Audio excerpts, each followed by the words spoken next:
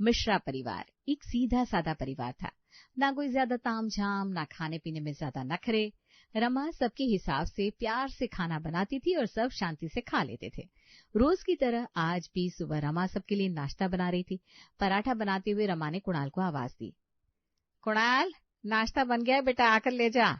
मुझसे बार बार आकर थाली नहीं पकड़ाई जाती, अब घुटनों में बहुत दर्द हो रहा है। हाँ मम्मी, मैं ले लेता हूँ, फिर मुझे कॉलेज भी निकलना है।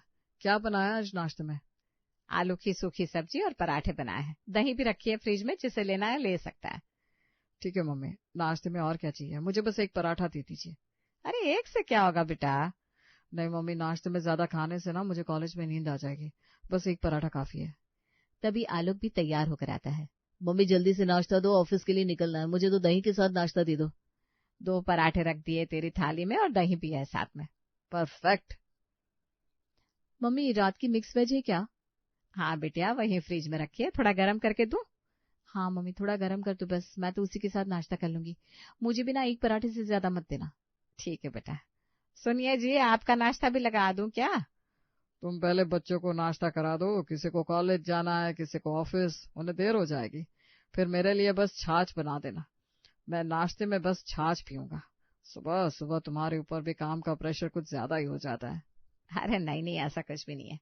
कितना ही नाश्ता बनाती हूँ मैं, सब 1-2 पराठे से ज्यादा खाते ही नहीं। पर बस अब उम्र हो गई है तो थोड़ा जल्दी थक जाती हूँ। कम बैक ये घुटनों के दर्द ने तो जान ही ले रखी है। इसलिए मैं सोच रहा हूँ क्यों ना आलोक की शादी के बारे में सोचा जाए। एक बहू आ जाएगी घर में तो तुम्हें भी थोड़ा आराम मिल जाएगा, और फिर आलोक की उम्र भी हो गई है शादी के लायक। हाँ, ये बात आप सही कह रहे हैं। अब आलोक की शादी कर ही देनी चाहिए। क्यों आलोक बेटा, क्या राय है तुम्हारी? मम्मी जैसे आप दोनों की मर्जी, आप मेरे लिए अच्छा ही सोचेंगे। भैया कोई नजर में हो तो बता दो, शर्माओ मत। तू भी ना कुणाल, कुछ भी बोलता है। अरे ऐसा कुछ भी नहीं है, मम्मी पापा मेरे लिए जिसे भी पसंद करेंगे वो मेरे लिए सही होगी। शाबाश बेटा, हमें तुमसे यही उम्मीद थी। एक रिश्ता आया है तुम्हारे लिए, मेरे दोस्त के भाई की बेटी है। जैसा उसका रूप है वैसा ही उसका गुण भी है, बहुत संस्कारी है। अरे ये तो बहुत अच्छी बात है, हमें और क्या चाहिए। लड़की ऐसी हो जो घर में छोटे बड़ों का सम्मान करे, घर में आए मेहमानों का आदर सत्कार करे और घर की जिम्मेदारियां उठा ले। हाँ मम्मी, भाभी तो ऐसी होनी चाहिए जो भाभी कम सहेली बन जाए। अरे सिया बिल्कुल वैसी ही लड़की है। मैं आज ही उनके घर वालों से बात करके उन्हें घर बुला लेता हूँ। अगर ये रिश्ता समझ में आता है तो बस जल्दी ही आलोक और सिया की शादी कर देंगे। अरे नेक काम में देरी कैसी, बुला लीजिए लड़की वालों को कल हमारे घर। फिर क्या था, हरिशंकर ने सिया के घर वालों से बात करके उन्हें घर बुला लिया। आलोक को सिया पसंद आ गई। घर वाले भी सिया से काफी इम्प्रेस थे। कुछ दिन बाद आलोक और सिया की शादी धूमधाम से हो गई और सिया दुल्हन बनकर आलोक के घर आ गई। आज सिया का अपने ससुराल में पहला दिन था। वो तैयार होकर रसोई में गई। रसोई में रमा दूध गर्म कर रही थी। मम्मी जी आज मेरी पहली रसोई है, बता दीजिए क्या क्या बनाना है। सिया बेटा, पहले रोली चावल से गैस की पूजा करनी है और फिर सबसे पहले मीठा बनाना।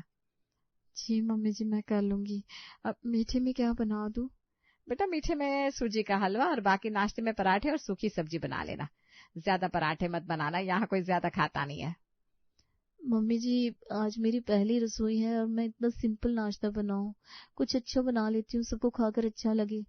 ठीक है बेटा, घर तेरा, रसोई तेरी, तेरा जो मन करे बना ले, हम सब खा लेंगे।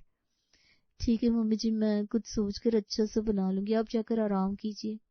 रमा रसोई से चली गई। अब सिया ने सबके लिए नाश्ते में छोले और भटूरे बनाए और मीठे में गाजर का हलवा बनाया। नाश्ता तैयार कर सिया ने टेबल पर लगा दिया। सभी लोग नाश्ता करने आ चुके थे। देखे तो आज बहू ने क्या बनाया है। आज मैंने आप सबके लिए छोले भटूरे बनाए हैं और मीठे में गाजर का हलवा बनाया है। अरे वाह भाभी, छोले भटूरे सुन के मेरे मुंह में तो पानी आ रहा है, जल्दी से मेरी प्लेट लगा दीजिए। आज का नाश्ता तो एकदम रेस्टोरेंट स्टाइल नाश्ता है, मैं तो आज जमकर खाऊंगी। छोले तो वाकई लाजवाब बने हैं और भटूरे तो बिल्कुल फ्लफी है। मुझे और एक दो ना प्लीज सिया। हाँ हाँ लीजिए ना बेटा, मुझे गाजर का हलवा और एक कटोरी और दे देना। अरे ये क्या, सारे भटूरे खत्म हो गए? ऐसे तो तुम सब बस 1 पराठा या 2 पराठा खाते हो और अब देखो 4-4 भटूरे खा लिए तुमने, फिर भी तुम्हारी भूख खत्म नहीं हुई। सिया बेटा, थोड़े भटूरे और बना ला बेटा, और उसके साथ ना थोड़ी हरी मिर्च भी तल कर ले आना, भटूरे के साथ हरी मिर्च अच्छी लगती है। अब सिया रसोई में गई और फिर से ढेर सारे भटूरे बनाकर ले आई और सबने सिया के खाने की तारीफ करते हुए सारे भटूरे चट कर दिए। सिया के लिए अब नाश्ते में सिर्फ एक भटूरा और थोड़े से छोले बचे थे। सबके जाने के बाद सिया ने नाश्ता किया। अपने खाने की इतनी तारीफ सुनकर सिया बड़ी खुश थी। अब सिया ऐसे ही कुछ कुछ नया बनाने लगी सबके लिए और उसके ससुराल वाले मजे लेकर खाते। अब वे स्वाद में पहले से ज्यादा ही खाना खाने लगे थे। ऐसे ही एक दिन श्रेया दरवाजे से ही आवाज देती हुई घर आई। मम्मी पापा भैया भाभी जल्दी आइए, आप सबको एक गुड न्यूज देनी है। अरे श्रेया, ऐसा भी क्या हो गया जो तूने पूरा घर सर पर उठा लिया है? मम्मी बात ही कुछ ऐसी है, आप सुनेंगी तो आप भी खुश हो जाएंगी। एक मिनट, आज तो तेरा रिजल्ट आने वाला था ना? हाँ कुणाल भैया, आज मेरा रिजल्ट आया है, मैंने पूरे इंदौर में टॉप किया है। अरे वाह, ये तो सच में बहुत खुशी की बात है। चलिए बता तुझे क्या चाहिए, तू जो बोलेगी मैं ला कर दूंगा। अरे श्रेया बेटा, तुमने हमारा सर गर्व से ऊंचा कर दिया। बताओ क्या चाहिए तुम्हें? मुझे आप लोगों से बहुत कुछ चाहिए, पर बाद में सोच कर बताऊंगी। अच्छा ठीक है, तू सोच कर बताती रहना, पर अभी चल इसी खुशी में रेस्टोरेंट चाइनीज खाकर आते हैं। तुझे चाइनीज बहुत पसंद है ना? हाँ भैया चलिए, बल्कि मैं तो कहती हूँ सब चलिए, आज रेस्टोरेंट जाकर चाइनीज खाते हैं और पार्टी करते हैं। अरे पर इसके लिए रेस्टोरेंट जाने की क्या जरूरत है, मैं आपको घर पर ही चाइनीज बनाकर खिलाती हूँ ना। मैं ऐसा चाइनीज खाना बनाऊं कि रेस्टोरेंट भी फेल हो जाए। आप सब बातें करो, मैं बना कर लाती हूँ। अरे बेटा, फिर तो मजा ही आ जाएगा। घर पर रेस्टोरेंट जैसा खाना मिलने लगे तो रेस्टोरेंट भला कौन ही जाएगा। तू जा, आराम से बना, हम सब यहीं बैठे हैं। अब सिया रसोई में गई और उसने सबके लिए एकदम चटाकेदार चाइनीज डिशेस बनाई और सबको सर्व किया। सबको सिया के हाथों का चाइनीज बहुत अच्छा लगा। भाभी, आपके सामने तो रेस्टोरेंट भी फेल है, कितना अच्छा खाना बनाती हैं आप। सच्ची भाभी, ऐसा मंचाओ सूप मैंने पहले कभी नहीं चखा, और ये नूडल्स के तो क्या ही कहना। भाभी, आज से रेस्टोरेंट जाना बंद, अब तो जो खाना होगा हम आप ही को कह देंगे। और घर में तो हम जितना मर्जी उतना खा सकते हैं। सिया, नूडल्स और ले आओ ना। आलोक की बात सुनकर सिया हैरान रह गई। उसने मन ही मन कहा, अरे इतनी नूडल्स खाने के बाद भी इनका पेट नहीं भरा। 3-3 कटोरी तो ये लोग मंचाओ सूप पी चुके हैं। आखिर कितना बनाऊं मैं, इनका पेट है कि कुआं। क्या हुआ सिया, खड़ी क्यों? लेकर आओ ना नूडल्स। वो आलोक जी, मैंने बस इतने ही नूडल्स बनाए थे, नूडल्स तो खत्म हो गए। अरे तो बेटा और बना कर लिया, हम सब यहीं खाने के टेबल पर इंतजार कर लेंगे। जा जल्दी से बना कर ला। हाँ। अब सिया रसोई में गई, उसने फिर से नूडल्स बनाए। सिया की रसोई अब भुक्खड़ों की रसोई बन चुकी थी। अब घर वाले हमेशा कुछ न कुछ सिया से फरमाइश करते रहते थे और सिया बनाते बनाते थक जाती, पर इनका पेट ही नहीं भरता था। कभी कभी तो ये बनते बनते ही आधा खा जाते थे। ऐसे ही एक दिन हरिशंकर ने सिया से कहा, सिया बेटा, बहुत दिन हो गए पाव भाजी नहीं खाई। अब तेरे हाथ की पाव भाजी खाने के बाद बाजार की पाव भाजी अच्छी नहीं लगती। हाँ बेटा, आज मौसम भी बहुत अच्छा है, सबकी छुट्टी भी है, तो एक काम कर, आज पाव भाजी बना ले। मम्मी जी, अभी थोड़ी देर पहले तो आप लोगों ने टिक्की और समोसे खाए हैं और अभी पाव भाजी के लिए बोल रहे हैं। अरे तो क्या हुआ, छुट्टी वाले दिन खाते पीते रहना चाहिए।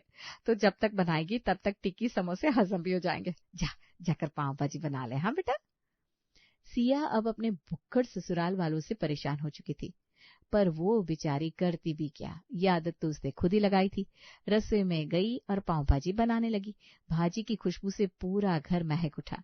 तभी आलोक रसोई में आया और उसने सिया से कहा, सिया, बड़ी अच्छी खुशबू आ रही है, पूरे घर में आ रही है पाव भाजी की खुशबू। मैं तो इस खुशबू के पीछे पीछे खिंचा चला आया। बस थोड़ा सब्र रखिए, बनी जाएगी, फिर मैं लाती हूँ टेबल पर, साथ में बैठकर खाइएगा। अरे सिया, टेबल पर सबके साथ बैठकर तो खाते रहेंगे। तुम मुझे थोड़ी सी भाजी अभी टेस्ट करने के लिए दे दो ना, मैं तुम्हें टेस्ट करके बताऊंगा कि कैसी बनी है। कोई जरूरत नहीं है, मैंने देख लिया है, भाजी अच्छी बनी है, नमक भी ठीक है। आप अभी हाथ मत लगाइएगा, बाहर टेबल पर लाऊंगी ना तब सबके साथ बैठकर खा लेना। अरे क्या यार सिया, अपने पति को किसी चीज के लिए मना किया जाता है क्या? पति को खुश रखना पत्नी का धर्म होता है। अब ना ज्यादा डायलॉग बाजी करने की जरूरत नहीं है, मुझे सारे धर्म पता है, मुझे मत सिखाइए। अच्छा थोड़ी सी चखा दो, नहीं तो मैं यहाँ से जाऊंगा नहीं और मेरी बकबक से तुम्हारा दिमाग खराब हो जाएगा। ठीक है देती हूँ, ये लीजिए आपकी भाजी, अब जाइए यहाँ से और मुझे काम करने दीजिए। आलोक भाजी लेकर चला गया। तभी रमा की आवाज आई, बेटा पहले मुझे थोड़ी सी भाजी चखा दे, इस खुशबू से तो मुंह में पानी आ रहा है। अब सिया ने रमा को भी भाजी चखाई। ऐसे ही भाजी बनने से पहले ही आधा परिवार भाजी खा चुका था। फिर सब टेबल पर आए। सिया ने सबको पाव भाजी खाने को दी। सबने जमकर पाव भाजी खाई। अब सिया बनाते बनाते पूरी तरह थक चुकी थी। वो अपने कमरे में जाकर चुपचाप लेट गई। तभी उसकी सहेली गुंजन का फोन आया। हेलो सिया, कैसी है? मैं ठीक हूँ गुंजन, तू बता, तू कैसी है? अरे यार, शादी के बाद तो तू जैसे गायब ही होगी, ना फोन करती है ना ही कभी मिलती है। मैं तो अंकल आंटी के पास भी गई थी, उन्होंने कहा तू आजकल वहां भी नहीं आती। अरे गुंजन, अब क्या ही बताऊं तुझे, मेरा सारा दिन रसोई में निकल जाता है। वक्त ही नहीं मिलता किसी से बात करूं, मिलूं। ऐसा भी क्या बनाती रहती है तू सारा दिन रसोई में? अरे दाल चावल रोटी सब्जी तो बनाती होगी, इसमें कितनी देर लगती है? और फिर कभी तो मायके जाना चाहिए ना। नहीं यार, जब मैं नई नई इस घर में आई थी तो मुझे शौक था सबको नई नई डिशेस बनाकर खिलाने का। पर अब तो मेरे गले की हड्डी बन चुकी है ये भुक्कड़ों की रसोई। रोज रोज नई नई फरमाइशें होती है इनकी। मैं बनाती रहती हूँ पर इनका पेट ही नहीं भरता। अरे इसीलिए ये लोग तुझे मायके भी नहीं जाने देते होंगे। यही बात है। कहते हैं तुम्हारे चले जाने से हमें इतना टेस्टी खाना बनाकर कौन खिलाएगा। बेटा, तूने अपने पैर पर खुद ही कुल्हाड़ी मारी है, अब इसका हल भी तुझे ही निकालना पड़ेगा। चल अब मैं फोन रखती हूँ, मुझे मार्केट जाना है। कभी मायके आएगी तो मिलना जरूर। ठीक है, बाय। सिया ने फोन रख दिया और चुपचाप सो गई। अगले दिन सभी हॉल में साथ में बैठकर चाय पी रहे थे, तभी रमा ने कहा, अरे शगुन से मिले बहुत दिन हो गए। बच्चों की छुट्टी नहीं होती इसलिए उसका आना भी नहीं हो पाता। वो भी हमें बड़ा याद करती है। अरे बार बार कहती है एक बार आप सब लोग मेरे घर आइए, इसी बहाने हमारा नया घर भी देख लेंगे और मिलना भी हो जाएगा। हाँ, ये सही रहेगा। मैं तो कहती हूँ आज ही चलते हैं हम शगुन के घर दोपहर के खाने पर। हाँ मम्मी ठीक है, मैं शगुन दीदी के लिए कुछ गिफ्ट खरीद लेती हूँ। ये सही रहेगा, कितने दिन हो गए शगुन दीदी को देखे। श्रेया, बच्चों के लिए चॉकलेट्स भी ले लेना। हाँ, मैं तो शगुन दीदी से शादी पर ही मिली थी। अच्छा है, इसी बहाने उनसे मिलना भी हो जाएगा। तो फिर देर किस बात की, चलो सब जल्दी जल्दी रेडी हो जाओ, 1 घंटे में हमें यहाँ से निकलना होगा। रमा के कहने पर सभी जल्दी जल्दी तैयार हो गए। फिर शगुन के घर के लिए रवाना हो गए। थोड़ी देर में वे लोग शगुन के घर पहुंच गए। अरे मम्मी पापा, आप लोगों ने तो मुझे सरप्राइज कर दिया। मैं अभी आप लोगों को ही याद कर रही थी। हाँ बेटा, अचानक ही प्लान बना लिया, तुमसे मिले भी तो अरसा हो गया था। आलोक भैया और भाभी भी। भाभी, अब आपसे शादी के बाद अच्छे से मिलना हो रहा है। हाँ दीदी, मैं भी ना बहुत एक्साइटेड थी आपसे मिलने के लिए। कुणाल और श्रेया गिफ्ट और चॉकलेट्स निकालते हैं। दीदी, ये आपके लिए छोटा सा गिफ्ट और बच्चों के लिए चॉकलेट्स। अरे वाह, तुम लोग भी कितने प्यारे हो, पर इतना सब लाने की क्या जरूरत थी। चलो सब अंदर आओ, मम्मी जी अंदर है, मिलवाती हूँ। शगुन सभी को अंदर ले गई, जहाँ पुष्पा सोफे पर बैठी थी। नमस्ते जी, आइए आइए, बहुत अच्छा लगा आप सबको देखकर। शगुन आप सबको बहुत याद करती है। नमस्ते बहन जी, हमें भी बहुत खुशी हुई। कैसी तबीयत है आपकी? अब क्या बताऊं, इस बुढ़ापे में कुछ न कुछ लगा रहता है, पर आपकी बेटी मेरी बड़ी सेवा करती है। बहन जी, अब कभी आप हमारे घर पधारिए, हमें भी सेवा का मौका दीजिए। जरूर जरूर। चलिए पहले आप सब हाथ मुंह धो लीजिए, खाना लग चुका है। टेबल पर खाना सजा हुआ था, दाल चावल भिंडी की सब्जी और रोटियां, साथ में अचार और पापड़ भी थे। खाना बहुत ही सिंपल था। हाथ मुंह धोकर सभी खाने के टेबल पर आ चुके थे। शगुन ने सबको खाना सर्व किया। खाना तो बहुत टेस्टी है बहन जी, दाल बहुत अच्छी बनी है। ये सब आपकी बेटी ने ही बनाया है। हम सब सिंपल खाना खाना ही पसंद करते हैं, तो बस वही बनाया है। दीदी के हाथ की भिंडी तो कमाल है। कुणाल, पर तूने तो सिर्फ एक ही रोटी ली है। भिंडी अच्छी बनी है तो एक रोटी और ले ले। नहीं दीदी, एक रोटी काफी है, 1 चम्मच चावल भी तो लिया है। बस बहन जी, मेरा पेट भी भर गया। खाना वाकई बहुत लाजवाब था।